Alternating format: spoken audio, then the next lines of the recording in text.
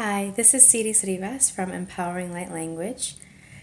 And today's video, I just had this moment of like, wow, I need to remember this. So I'm going to put out a video and hopefully it'll be a contribution to you as well. I had this moment with a child who has autism, and he has some language difficulties, some verbal language difficulties. And there was this moment where he was just so happy and so giggly, and the teachers were saying that they thought that he was going to be getting sick, that he had a cold, which didn't really feel true to me. It kind of had this heaviness when they said it.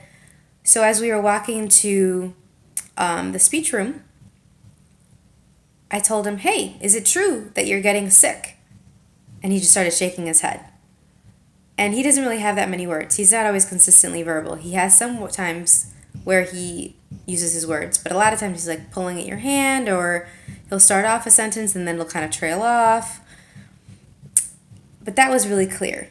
He knew that that wasn't his reality, that wasn't true for him. And then when we get to the speech room, there was this moment where he needed kind of a break, and he grabbed my hands and put it on his head.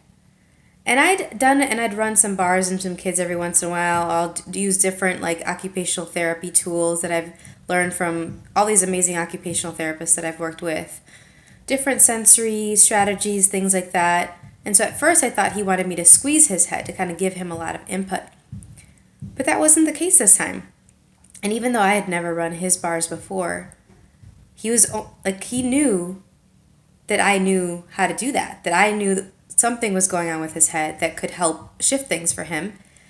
And so I put my hands on one of the access bars points, and he put his head down, and he was just so relaxed, and he was just so blissed out and just at ease. And it was just this amazing, like, oh, and every once in a while I'd be like, okay, do you want more? And I take my hands off, and he would put his hands right back, like, nope, this is the spot. This is what I require right now. And I was like, all right, cool. And we just had these quick little moments. It didn't take long, maybe not even a minute, of me running his bars. Then he went right back to doing what we were doing, which was working on his language skills and his cognitive skills and following directions and all these different things. So that's just this one moment. What strikes me is he knew, just like we all know. We all know what's true for us. We all know what works for us and what doesn't work for us. What's actually going to create what we truly desire and what's not going to create what we truly desire.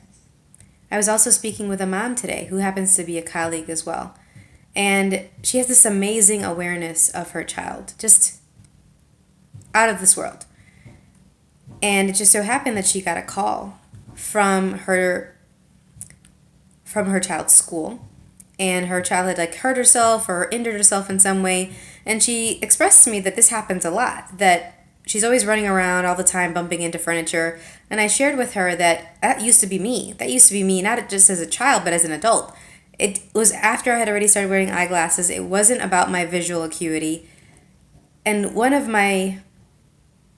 these amazing people that just has entered my life, that's such a gift, they mentioned the possibility that maybe I was not really connected with my body, that I was moving faster than my body. And instead of suggesting, which is what a lot of people suggest, for you to slow yourself down to the pace of your body, they brought up the idea of asking your body to speed up, inviting your body and to the possibility of going a lot faster, of functioning at a lot faster speed than it currently does. And as soon as I did that with awareness, as soon as I cleared all the stuff around that stopped me from like being really present with my body and communicating with my body and really practicing it. It took a bit. It was not immediate. It definitely took a little while, and it continues. It continues to get better and better and better. But I wasn't covered with bruises anymore. I used to be on average covered with like 10 bruises at any given point. And so that shifted things as well. That mom knew. That child knows. And I'm sure everything in me tells me that as soon as she brings that up to her child, it'll shift things. She even said that she'd actually been playing around with something like that, maybe not quite the same wording, and talking to her child about having her body go faster because she knows that her daughter's mind and her awareness is way fast. Like she's doing things way sooner, way faster than everybody else her age. And instead of trying to undermine that, instead of trying to change that, this mom is acknowledging it and asking her daughter to talk to her body. How amazing is that? Now, what she is also aware of is that her school and the staff at her school is not using those tools, is not asking her to connect with her body. Here's the thing. That doesn't change the fact that she knows as a mom what's going on with her child. It doesn't change the fact that her child, her daughter, knows what's going on with her body. It doesn't change the fact that this other child I was working with knew what was going to work with their body and what was going to create ease in their world so that they could stop coughing, so they could stop sneezing and all these different things that showed the signs of cold. What if it could just go away? What if it could just change magically right away?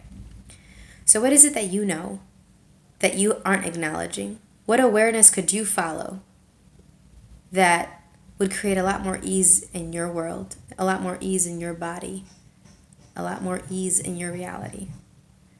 Would you be willing to let go of anything that doesn't allow that to show up for you with total clarity?